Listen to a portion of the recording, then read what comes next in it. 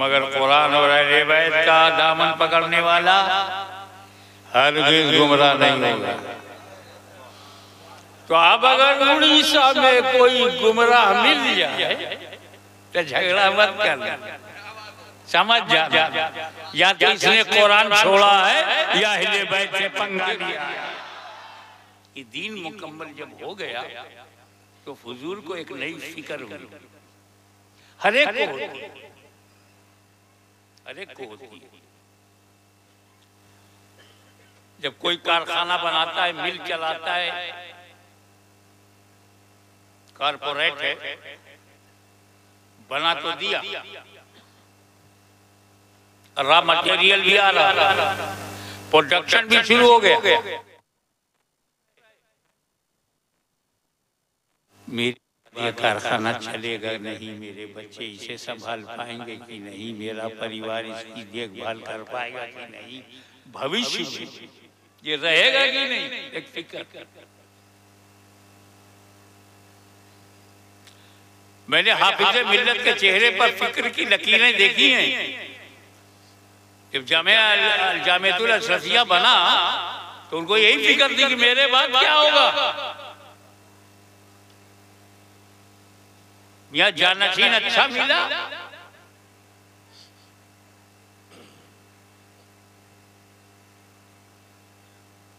तो चरखे चहारों पर तरक्की पहुंच गई, जानशीन गड़बड़ हो गया।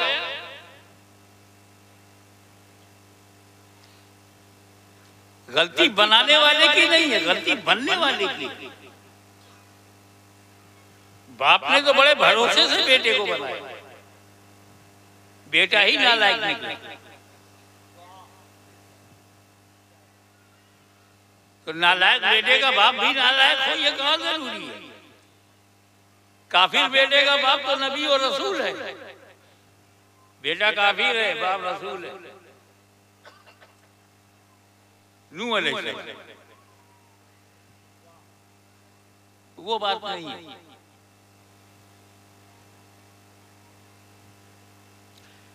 जब उम्मत मुकम्मल हो गई, निज़ाम शरीयत नाफिज हो गई, खिलाफत राशिदा का ढांचा तैयार हो गया, हुजूर सल्लल्लाहु अलैहि वसल्लम की जिंदगी में अमलन अदल नाफिज हो गया, कानून की हुकूमत बन गई, इलाही निजाम चल पड़ा।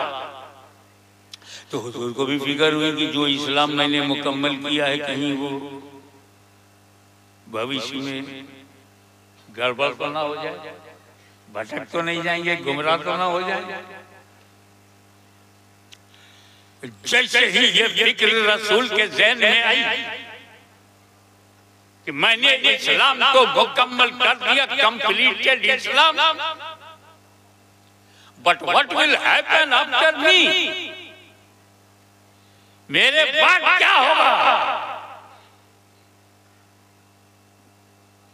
आदम के बाद लोग गुमराह हो गए, नूह के बाद लोग गुमराह हो गए, मूसा के बाद लोग गुमराह हो गए, मेरे बाद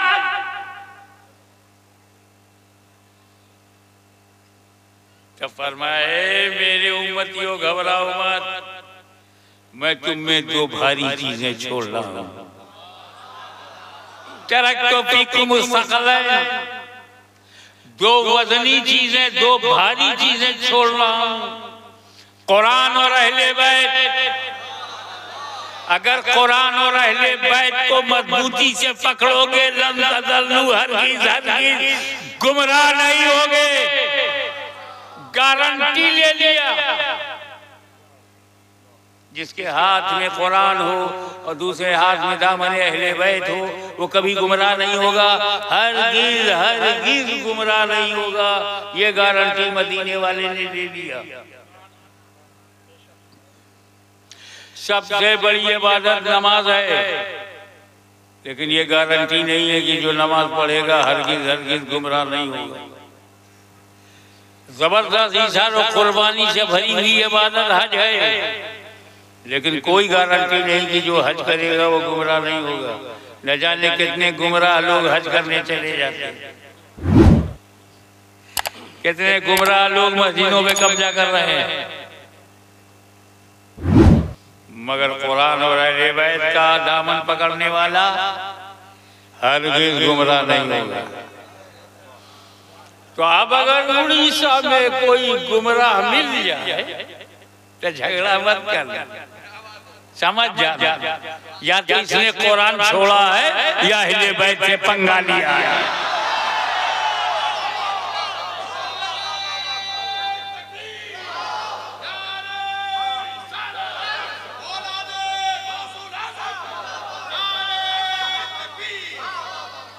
What is importance of Ahle Bayt? Why Ahle Bayt is necessary for our life? ये अहले बैत जरूरी क्यों?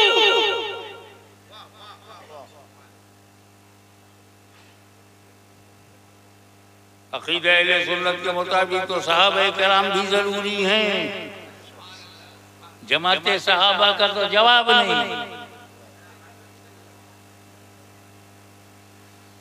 तीन ही तो जमात है और उसकी तरह कोई दूसरी जमात नहीं। जमात अंबिया,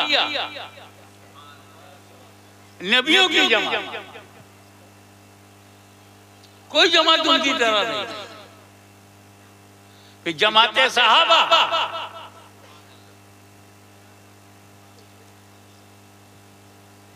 बहुत सारे सहाबा हैं मगर जमात सहाबा जो मुस्तफा के हैं कोई उनकी तरह नहीं। असहाबे मूसा हैं, असहाबे इब्राहिम हैं, असहाबे ईसा हैं, बहुत सारे सहाबा, लेकिन जो मुस्तफा के सहाबा हैं न मुस्तफा का जवाब है न जमात सहाबा का जवाब है। और तीसरी जमात अहले सुन्नत, जमात बहुत है लेकिन अहले सुन्नत की तरह कोई जमात नहीं है।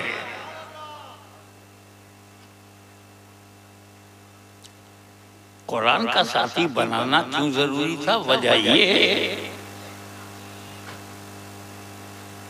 कुरान बेनियाज है, बेनियाज का कलाम है, बेनियाज है। अल्लाह समद, अल्लाह समद है, अल्लाह बेनियाज, Allah doesn't care anyone, Allah doesn't care anyone. उसको परवाह नहीं किसी, अल्लाह को किसी की परवाह नहीं। तो कुरान को भी किसी की परवाह नहीं, उसी की सिफत है, मुतकल्लिम की सिफत। हद ये है कि कुरान का तर्जुमा अगर गलत करो तो कुरान रोकता नहीं, कलम नहीं पकड़ता। तफसीर गलत लिखो तो रोकता नहीं, टोकता नहीं, खामोश है, बेनियाज। इसलिए जरूरी है कि इस अनबोल के कुरान के साथ कुछ बोल के कुरान हो, ताकि जब कुरान की रूह पर यजीदियत का हमला हो तो बोलता कुरान करबला में, बोलता कुरान करबला में चला जाए और रूह कुरान की हिफाजत करे।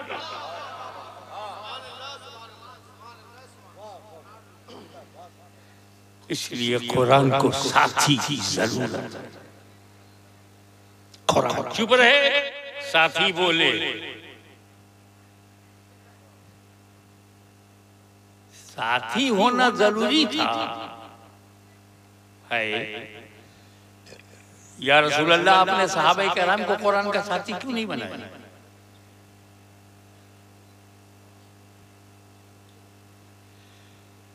वो सहाबा किराम जिनमें सिद्दीक़ अकबर हो, फारूक आज़म हो, ज़ुन्नूरैन हो, उन्हें साथी नहीं बनाया? जो अल्लाह की तलवार हो उसे साथी नहीं बनाया? या रसूल अल्लाह, ये जमात सहाबा आपकी ऐसी बेमिसाल जमात है, बेनजीर जमात है, अद्भुत जमात है, मैं चिल्ले से जमात है कि ऐसी जमात चश्मे फलक ने देखा ही नहीं, हिस्ट्री में है ही नहीं ऐसी जमात। उसे आपने साथी नहीं बनाया। आपने सहाबा किराम का इंट्रोडक्शन करा दिया, तारुफ करा दिया, पहचानवा दिया कि मेरे साहबी कैसे है, साथी नहीं बना। असाबी कन्नुजुम बे यही में कहते तो आपने कहा लेकिन साथी नहीं बनाया। उलाई का हुमुर राशिदुन तो कहा लेकिन साथी नहीं बनाया। इक्तदू बिद्दीन मिन बादी अबू बकर उमर तो आपने कहा मगर साथी नहीं बनाया।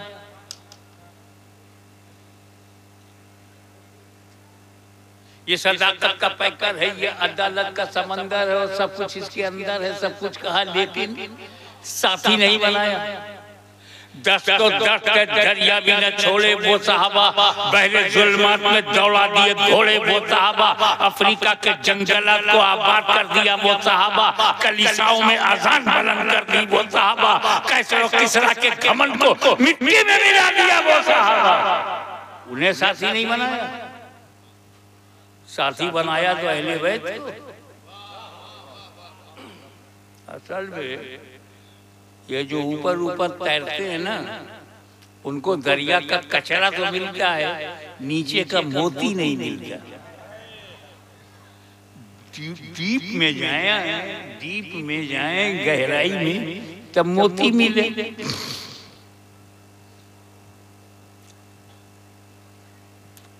पहले सहाबी की डिफिनीशन समझो, सहाबी कहते किसको? हुई सहाबी हर वो इंसान सहाबी है